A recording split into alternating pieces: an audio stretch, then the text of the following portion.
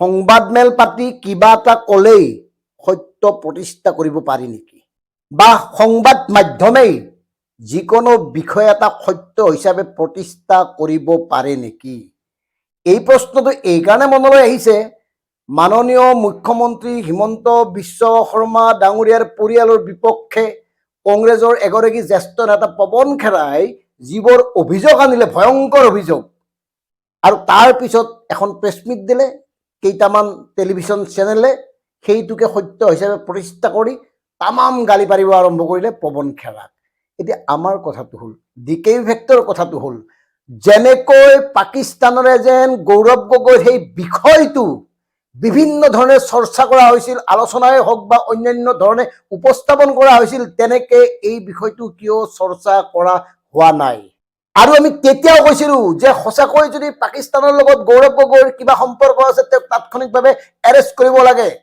কাৰণ সেইখিনি সময়ত পাকিস্তান সম্পৰ্কে বা পাকিস্তানৰ গণ থকা কিবা এটা শব্দ লিখাৰ বাবেও জেললৈ যাবলগীয়া হৈছিল কিছু সংখ্যক লোক। যদি এইবোৰ নাটকে হয়, তেতিয়াহ'লে সাধাৰণ জনতাক এই ধৰণৰ নাটক কৰি কিয় আপোনালোকে মূৰ্খ সজাব খুজিছে? এতিয়া পৱন খেৰাই যি অভিযোগ উত্থাপন কৰিছে, এলাপেচা অভিযোগ নহয়। এই বিষয়টো প্ৰেছমিট দিয়েই যদি প্ৰতিষ্ঠা কৰিব পাৰে, তেতিয়াহ'লে এই অনুসন্ধানকাৰী বৃহৎ বৃহৎ সংস্থাবোৰ কিয়? সংস্থাবোৰক দায়িত্ব দিয়ক আৰু সংস্থাবোৰে নিজেই এই বিষয়ত আগভাগ লৈ আগবাঢ়ি আহক যে কি হৈছে। এনেইতো দিয়া নাই, আৰু যদি এনেই দিছে লগে লগে গ্ৰেপ্তাৰ কৰক পৱন খেৰা। কোন হয় তেওঁ? অসমৰ এগৰাকী মাননীয় মুখ্যমন্ত্ৰীৰ বিৰুদ্ধে এনেকুৱা এটা ব্যাগম অভিযোগ জাপি দিবলৈ কোন পৱন খেৰা? পৱন খেৰা কিয় লগে লগে গ্ৰেপ্তাৰ নকৰিলে? মানে গৃহ বিভাগ দুৰ্বল নেকি? এই খবৰখিনি পোৱাৰ পিছত তাৎক্ষণিকভাৱে তেওঁক গ্ৰেপ্তাৰ কৰিব নালাগিছিল নে, যদি কথাটো মিছা? আৰু মুখ্যমন্ত্ৰী যিহেতুকে গৃহ বিভাগৰ দায়িত্বত আছে, সেই কামটো তেওঁ কিয় কৰা নাই? গতিকে ডালমে কুছ কালা হে, আৰু এই কাৰণে এই কথাবোৰ এনেকে নিয়া হৈছে।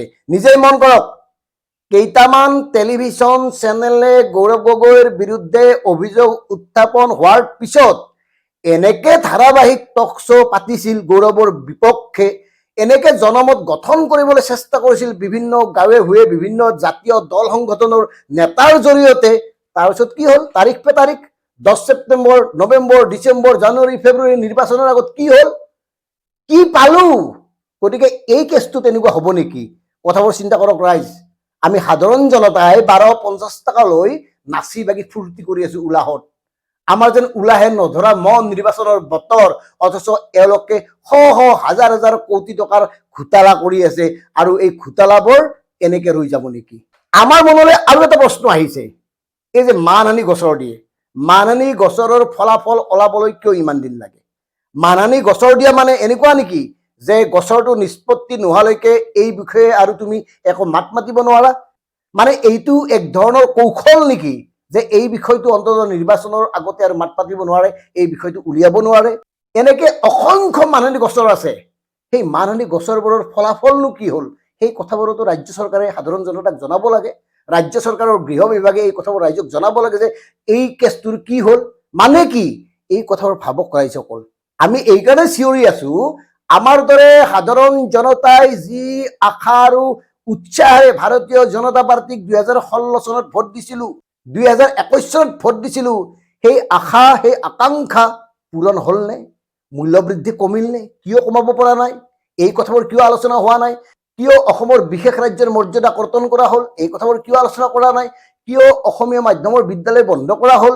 কিয় ঔষধৰ মূল্য ব্যাপক ৰূপত বৃদ্ধি হ'ল? এই কথাবোৰ কিয় আলোচনা কৰা নাই? কিয় আলোচনা কৰা নাই সাংবিধানিক ৰক্ষা কৱচ কি হ'ল? কিয় আলোচনা কৰা নাই? ইমান কোৱাৰ পিছতো কিয় এতিয়ালৈকে 6 জনগোষ্ঠীক জনজাতিকৰণ কৰিব পৰা নাই? এই কথাবোৰতো নাই এতিয়া। এই কথাবোৰ আলোচনা কৰিব এৰি যদি মিছা মিছা কথা কৈ, কিছুমান ফুংফাং থাৰ্ড ক্লাছ কথা কৈ প্ৰেছমিট পাতি সাধাৰণ জনতাক মূৰ্খ সজাব খোজে, তেতিয়াহ'লে এয়া অপৰাধ, আৰু এই অপৰাধৰ পৰা কংগ্ৰেছো হাৰি যাব নোৱাৰে, বিজেপি হাৰি যাব নোৱাৰে, একদম স্পষ্ট কথা। গতিকে শেষত নিৰ্বাচন আয়োগক আমি অনুৰোধ জনাইছো, অন্তত এই বিষয়বোৰ আপোনালোকে চাওক। কোনোবা নেতাই মিছা কথা কৈছে নেকি? কোনোবা নেতাই তেওঁৰ সম্পত্তি শপতনামাত দাখিল কৰা নাই নেকি? কথাবোৰ নিজাববীয়াকৈ অনুসন্ধান কৰক, কাৰণ আপোনালোকৰ ওপৰত অলপ বিশ্বাস আছে।